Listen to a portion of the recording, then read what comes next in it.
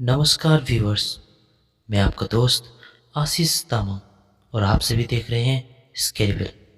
हमारे previous videos को subscribe और लाइक कर देने के लिए बहुत बहुत धन्यवाद। आपका इस प्यार का मैं बहुत आभारी हूँ। आने वाली वीडियोस को भी आशा करता हूँ वैसे ही प्यार मिलता रहेगा। तो बढ़ते हैं आज की कहानी की तरफ।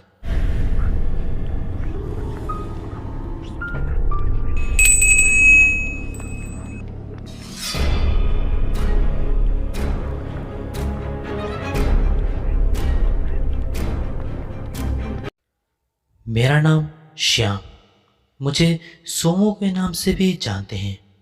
स्केरी बेल में मैं कई दिनों से डरावनी कहानियाँ सुनता आ रहा हूँ। मुझे बचपन से ही डरावनी और सच्ची कहानियाँ सुनना बहुत पसंद है। मैं ऐसे सच्ची डरावनी कहानियाँ कई सारी सुन चुका हूँ और मुझे इन सब पर विश्वास भी है। इसलिए नहीं कि मैंने कई सारी कहानियाँ सुने हुए हैं, बल्कि इसलिए कि जीवन में मेरे साथ भी एक अलौकिक घटना घट चुका है।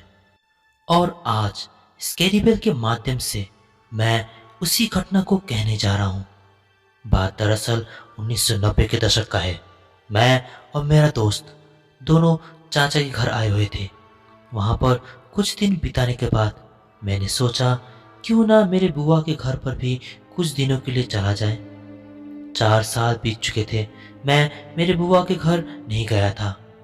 तब मैं और मेरा दोस्त ने पैसों की कमी के कारण पैदल ही बुआ के घर जाने को सोचा। दोपहर का खाना खाते, बैग पैक करते काफ़ी समय तो वहीं पर निकल गया था। चाचा और चाची बोलते रह गए कि आज तो तुम लोगों को निकलने में काफ़ी देर हो चुका है, आज मत जाओ। हो सके तो कल सुबह सुबह ही निकल जाना। कल सुबह को निकल जाते हो तो बुआ के घर पर जल्दी भी पहुंच जाओगे। अभी अगर तुम लोग निकले तो शायद बहुत रात हो जाएगा। चाचा ने कहा तो ठीक ही था, पर हम कहाँ मानने वाले थे। हम न माने और बुआ के घर की तरफ निकल पड़े। चाचा के घर से बुआ का घर था तो दूर ही, पर हम दो दोस्तों के अंदर पैदल चलकर जाने का जोश उमड़ चुका था। पर यह जोश ज़्यादा देर तक ठहरने वाला नहीं था। तो हम दो पैदल निकल पड़े मेरे बुआ जी के घर। चलते चलते हम बहुत दूर निकल गए और एक ढाबे में जाकर कुछ देर आराम किया। वहीं पर हमारा सारा जोश निकल गया। वहाँ पर हमने समय ज़्यादा देख ये तो समझ लिया था कि बुआ जी के घर आज नहीं पहुँच पाएंगे, और अगर पहुँच भी गए तो बहुत रात को पहुँचेंगे। वहाँ पर कुछ देर आराम करने के बाद हम फिर से चल पड़े। चलते चलते तकरीबन 3 या फिर 3.5 घंटे तो हो चुके थे। हम काफ़ी थक चुके थे। फिर हमारे सामने एक बहुत बड़ा एक गेट आया, जो जंगल के अंदर प्रवेश करने का प्रवेश द्वार था। दरअसल मेरे बुआ जी के घर जाने के लिए वो जंगल का रास्ता पार करना जरूरी था, इसलिए हम दो दोस्त उस जंगल के अंदर प्रवेश कर गए। ऐसा नहीं कि उसी जंगल के रास्ते से गुजरने पर ही मेरे बुआ जी के घर आता। वैसे रास्ते तो बहुत थे, पर उस जंगल के रास्ते को अगर हम पार करते तो काफ़ी बहुत ही छोटा सा रास्ता पड़ता। मतलब कि मेरे बुआ जी के घर जाने के लिए काफ़ी समय बच जाता। देखते ही देखते सूर्य ढल चुका था। थोड़ा अंधकार भी होना शुरू हुआ था और वह जंगल इतना बड़ा था कि जहाँ तक नजर घुमाता वहाँ तक बस जंगल ही जंगल दिखाई देता। कुछ दूर तक तो ठीक ही था। हम दो दोस्त इधर उधर की बातें करते हुए उस जंगल वाले इलाके को पार कर रहे थे कि अचानक मुझे ऐसा लगा मानो वहाँ सिर्फ हम दो ना होकर हमारे सिवाय भी और कोई है। मैंने पीछे मुड़कर देखा तो वहाँ कोई नहीं था। कुछ कदम बढ़ाने के बाद मेरा दोस्त भी पीछे मुड़ा। उसे पीछे मुड़ता देख मैं भी फिर से पीछे मुड़कर मैंने देखा तो वहाँ अब भी कोई न था। मैंने दोस्त से पीछे मुड़ने का कारण पूछा तो उसने कहा कि उसे ऐसा लगा मानो हमारे पीछे पीछे कोई चल रहा हो। फिर मैंने भी कहा कि हाँ, थोड़ी देर पहले मुझे भी ऐसा ही लगा था, पर यहाँ तो हमारे सिवाय और कोई नहीं है। कहते हुए हम फिर आगे बढ़ने लगे। जंगल में नीचे बहुत सारे सूखे पत्ते गिरे होने के कारण जब हम चल रहे थे तो उस सूखे पत्ते का आवाज भी आ रहा था। ठीक वैसे ही किसी तीसरे इंसान के पैरों का आवाज भी आना शुरू हुआ। वह तीसरे इंसान के पैरों का आवाज सुन के तो हम एक शब्द हो गए और एक दूसरे के चेहरे देखने लगे। हम वो आवाज से डर गए थे। डर के कारण मानो हमारे चेहरे का रंग ही उड़ चुका हो। हमने डर के मारे अपने कदम जल्दी जल्दी चलाना शुरू कर दिया, पर पीछे आने वाले आवाज से ऐसा लग रहा था मानो वह भी हमारे ही तरह जल्दी जल्दी चल रहा हो। एक पल तो ऐसा भी आया कि हम अपना कदम जल्दी जल्दी चलाना चाहते थे, पर कदम बहुत मुश्किल से चल रहा था, क्योंकि पीछे से हम दोनों का बैग मानो किसी हट्टे कट्टे इंसान ने पकड़ रखा हो। हम दोनों ही भूत व आत्माओं पर विश्वास करते थे, इसलिए हमें पूरा यकीन हो गया था कि यह कोई भूत ही है जो हमें पीछे से हमें खींच रहा हो। हम दोनों डर के मारे कुछ बोल ही नहीं पाए, पर डर हमारे चेहरे पर साफ साफ नजर आ रहा था। फिर ऐसा पल आया कि हम एकदम भी अपने कदम आगे नहीं बढ़ा पा रहे थे कि तभी मैंने देखा कि मेरा दोस्त ने अपने आप को बैग से अलग कर लिया और वो एकाएक छूटने के कारण आगे सिर के बल जा गिरा। उसका बैग एक सेकंड के लिए तो हवा में ही दिखाई दिया और झट से नीचे गिर गया। मेरे दोस्त ने जल्दी जल्दी अपने पॉकेट से लाइटर निकाले और झट से लाइटर को जलाया तो एक ही झटके में मैं भी उसके चंगुल से छूट गया और हम दो दोस्त जितना जल्दी हो सके भागने लगे। हम इतना तेज भागे मानो इतना तेज तो हम कभी जिंदगी में नहीं भागे हों। हम दो दोस्त बहुत तेज भाग रहे थे कि सामने से बहुत दूर से कोई लोहे पिटने का आवाज आ रहा था। हम जितना तेज भागते वो आवाज भी उतना ही नजदीक आता। दौड़ते दौड़ते हम जंगल को आखिर पार कर गए। सामने देखा तो एक बहुत बड़ा पुल दिखाई दिया। उस पुल में एक बस दिखाई दिया। नजदीक जाकर देखा तो वह बस एकदम अंधेरा और खाली था। न तो वहां कोई ड्राइवर और न ही कोई कंडक्टर ही था।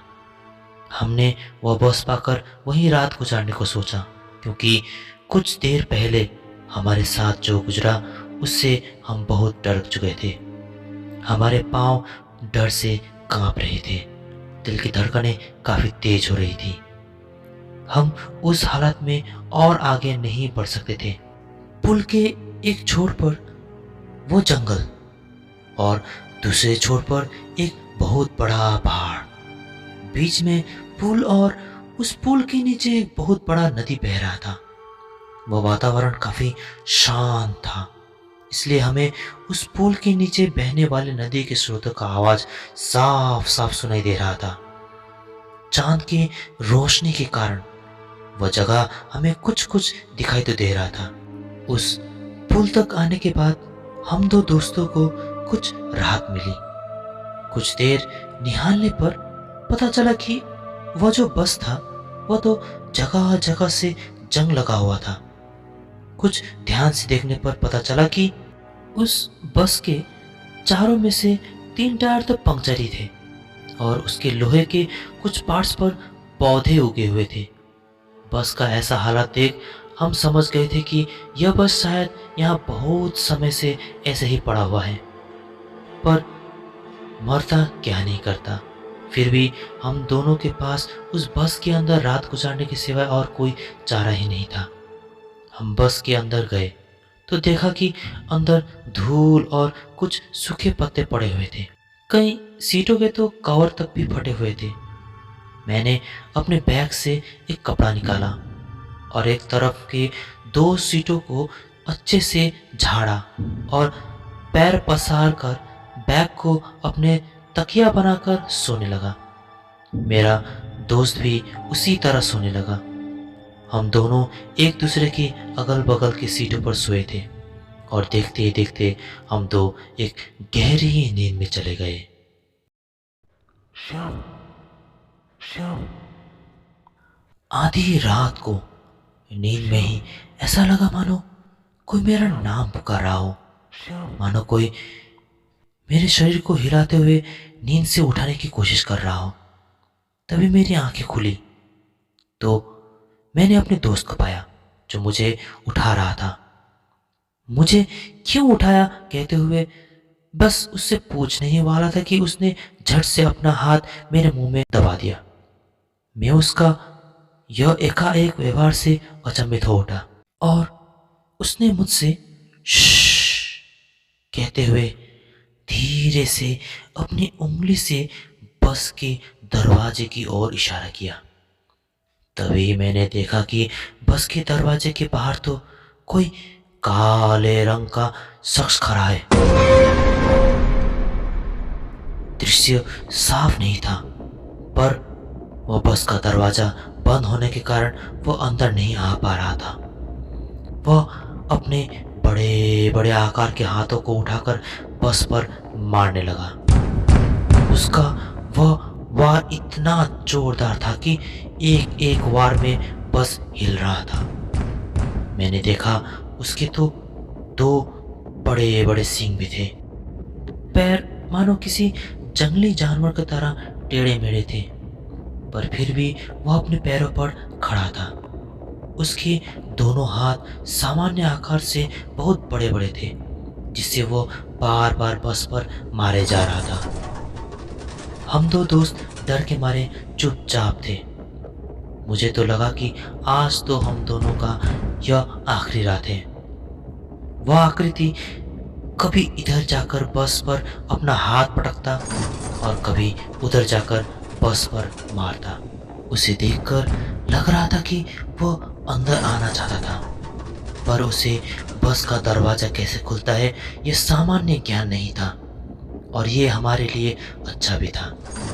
मन में एक डर चल रहा था कि किसी तरह से यह दरवाजा ना खुल जाए।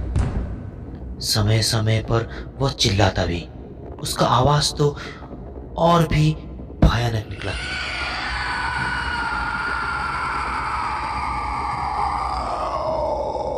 उसका आवाज न किसी इंसान से मिलता और न ही किसी जंगली जानवर से। उसका आवाज सुनकर ऐसा लगा मानो किसी इंसान और जानवरों का आवाजों का मिश्रण हो। हम दो दोस्तों ने डर के मारे अपने आंखें बंद कर लिया था। हमें अब बस पर मारने और उसका गुर्राने का आवाज ही सुनाई दे रहा था कि तभी अचानक बहुत दूर से एक घंटे का आवाज आया। वह आवाज सुनकर ऐसा लगा मानो कोई मंदिर का घंटा हो। वह घंटे का आवाज 2 या 3 बार आया। उस घंटे का आवाज आते ही वह आकृति भी धीरे धीरे अपने कदम को पीछे करने लगा और देखते ही देखते वो दूर जाने लगा। उसे दूर जाता देख मैं और मेरा दोस्त धीरे धीरे खिड़की के पास आकर उसे देखने लगे। वह आकृति देखते ही देखते उसी जंगल की ओर जाने लगा जिस जंगल की ओर से हम दो भाग कर आए थे। देखते देखते वह आकृति कब हवा में ही गायब हो गया हमें मालूम ही नहीं पड़ा कि तभी मेरे दोस्त ने इशारा करते हुए ऊपर दिखाया तो देखा कि सामने की तरफ जो पहाड़ था उस पहाड़ के ऊपर एक सफेद सा मंदिर दिखाई दिया। शायद कोई पुजारी वहां पर रात में पूजा कर रहा था। एक पुजारी हमें दिखाई भी दिया जो बारांदे में आकर कुछ घंटी बजा रहा था। उसी मंदिर और उस पुजारी के कारण ही आज हम बच गए। हम वहां से तुरंत निकल कर जाकर उसी मंदिर की ओर चले गए। जाकर रात हम वैसी मंदिर में ही जाकर गुजारने लगे। सुबह होते ही हम बुआ के घर चले गए। हम बुआ के घर जाने के बाद हमने बुआ को सब कुछ बता दिया। बुआ जी को सब कुछ बताने के बाद हमें बुआ जी से ही मालूम पड़ा कि जिस जंगल से हम दो आए थे दरअसल वह जंगल तो अब कब्रिस्तान बन चुका है। मुझे मालूम ना था इस बात का। और अंधेरा होने के कारण शायद हमें कोई कब्रिस्तान दिखा भी नहीं। इसीलिए शायद वहाँ से कोई आत्मा या फिर कोई शैतान हमारा पीछा करता हुआ आया था। जाने अनजाने में उस रात हमें उस मंदिर ने बचाया, या फिर कह सकते हैं उस पुजारी जी ने। भले ही उस घटना को काफ़ी साल बीत चुका है, 1990 का तो घटना है ये। आज फिर भी उस घटना को आपके साथ शेयर करते हुए मेरे शरीर में कांटे उमड़ रहे हैं। तो सोच लीजिए कि उस समय हमें कैसा लगा होगा। तो आज का कहानी इतना ही दोस्तों। आशा करता हूँ आपको पसंद आया होगा। अगर पसंद आया तो ज़रूर सब्सक्राइब कीजिए। अगर आपके पास भी ऐसे ही सच्ची घटनाएं हैं तो इंस्टाग्राम में आप हमें वो कहानी लिखकर भेज सकते हैं। हमारा इंस्टाग्राम आईडी इस डिस्क्रिप्शन में ही है। तो कहानी पसंद आए तो लाइक कीजिए, कमेंट जरूर कीजिएगा। कमेंट आने से मुझे और भी जोश आता है ऐसे ही कहानी लेकर आने को। तो मिलते हैं आपसे नेक्स्ट कहानी में। तब तक के लिए बाय बाय।